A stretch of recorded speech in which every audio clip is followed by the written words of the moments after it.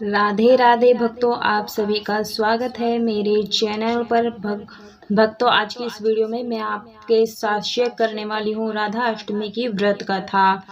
भक्तों, राधा रानी की पूजा के बिना भगवान श्री कृष्ण की पूजा अधूरी मानी जाती है।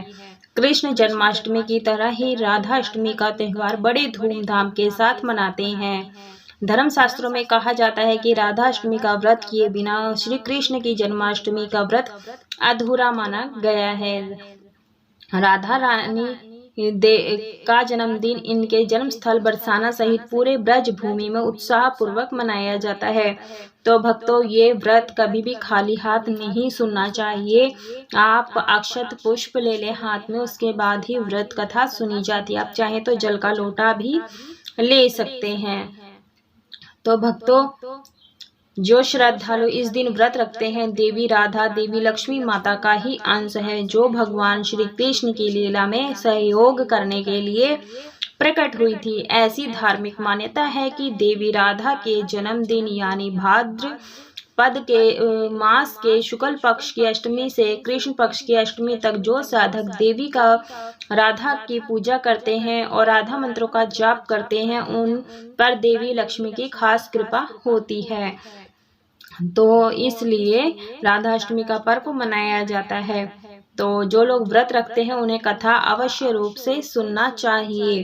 तो भक्तों, मैंने जल का लोटा साथ में रखा है और अक्षत पुष्प हाथ में रखा है।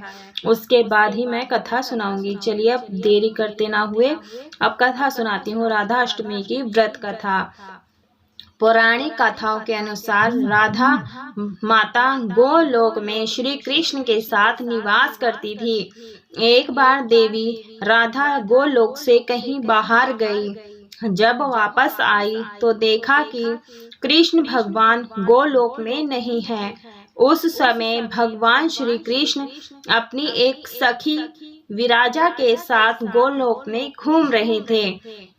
यह बात जब राधा जी को मालूम हुई तो उन्हें गुस्सा आया और वो सीधे उनके पास पहुंच गई। वहां पहुंचकर उन्होंने भगवान श्री कृष्ण को काफी भला बुरा कहा।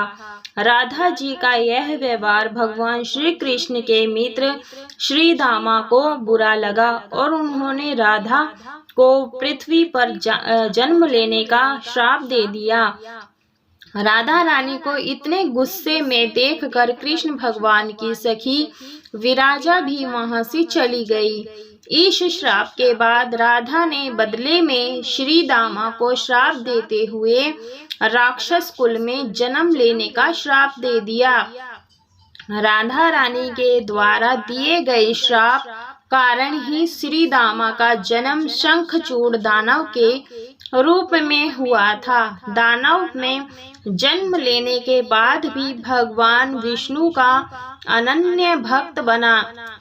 वहीं दूसरी ओर राधा रानी ने भी पृथ्वी पर वृषभानु के घर पुत्री के रूप में जन्म लिया, लेकिन राधा रानी वृषभानु की पत्नी देवी कीर्ति के गर्भ से नहीं जन्मी थी। दरअसल जिस समय श्री दामा और राधा रानी ने एक दूसरे को श्राप दिया, तब भगवान श्री कृष्ण ने राधा रानी से कहा कि आपको पृथ्वी पर देवी कीर्ति और वृषभानु जी की पुत्री के रूप में रहना है।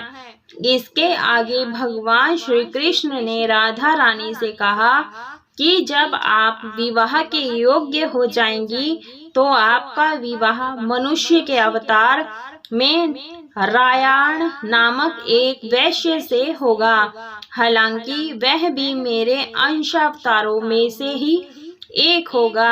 आप धरती पर भी मेरी प्रियतम बनकर ही रहेंगी, परंतु हम दोनों को वहां बिछड़ने का दुख सहना होगा। हे राधा रानी, अब आप धरती पर जन्म लेने की तैयारी करें। सांसारिक दृष्टि में देवी कीर्ति गर्भवती हुई और उन्हें प्रसव भी हुआ, लेकिन देवी कीर्ति के गर्भ में योग माया की प्रेरणा से वायु का प्रवेश हुआ और उन्होंने वायु को ही जन्म दिया। जब वह प्रसव पीड़ा से गुजर रही थी, उसी समय वहां देवी राधा रानी एक प्यारी सी कन्या के रूप में प्रकट हो गई। जिस दिन राधा रानी प्रकट हुई वह भाद्रपद शुक्ल पक्ष की अष्टमी का दिन था। इसलिए भाद्रपद शुक्ल पक्ष की अष्टमी को राधा रानी अष्टमी के रूप में जाना जाता है। इस दिन भगवान श्री कृष्ण और राधा रानी की पूजा की जाती है। इस व्रत को करने से हमें सभी सांसारिक सुख आनंद प्राप्त होते हैं। मान्यता के अनुसार इस व्रत को करने से घर में धन की कमी नहीं होती है और घर में बरकत बनी रहती है। बोलो राधा रानी की जय, श्री कृष्ण भगवान की जय। भक्तों, जो भी हम कथा सुनते हैं उसके बाद हमें विनायक जी की कथा अवश्य रूप से सुननी चाहिए, तभी हमारा व्रत संपूर्ण माना जाता है। तो गणेश जी की कहानी इस प्रकार से है। गणेश जी की कहानी। एक मेंढक और मेंढकी थे। मेंढकी रोज गणेश जी की कहानी कहती थी, सुनती थी, सुनाती थी। एक दिन मेंढक बोला कि तू पराये पुरुष का नाम क्यों लेती है? अगर तू लेगी तो मैं तुझे मारूंगा। राजा की दासी आई तो पतीले में डालकर अंगीठी पर चढ़ा दिया। जब दोनों सिकने लगे तो मेंढक बोला, मेंढकी बहुत कष्ट हो रहा है, तू गणेश जी को याद कर, नहीं तो हम दोनों मर जाएंगे। तब मेंढकी ने 7 बार विनायक जी कहा। तभी 2 सांड वहां लड़ते हुए आए और पानी के पतीले को गिरा दिया। मेंढक और मेंढकी तालाब में चले गए। हे विनायक जी, जैसे मेंढक मेंढकी के कष्ट दूर किया वैसा सबका दूर करना। बोलो गणेश भगवान की जय। इसके बाद भक्तों हमें करनी होती है, जो भी हाथ में अक्षत और पुष्प है वो भगवान के चरणों में छोड़ देंगे और हाथ जोड़ लेंगे। पूजा में रही कोई भी भूल चूक गलती हुई हो क्षमा करें। उसके बाद करनी होती है हमें आरती।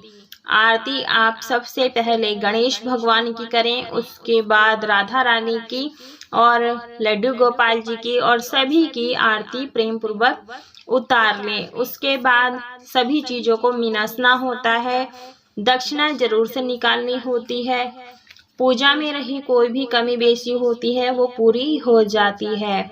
तो भक्तों, ये थी राधा रानी की कहानी और कथा कहानी हुंकारा भरते हुए हमने सुना और आपने भी सुना, और गणेश जी की कहानी। अगर वीडियो पसंद आई हो तो वीडियो को लाइक कीजिए, ज़्यादा से ज़्यादा शेयर कीजिए, और यदि आप मेरे चैनल पर पहली बार आए हैं तो चैनल को सब्सक्राइब अवश्य रूप से कीजिएगा और कमेंट बॉक्स में राधे श्याम राधे राधे अवश्य लिखिएगा।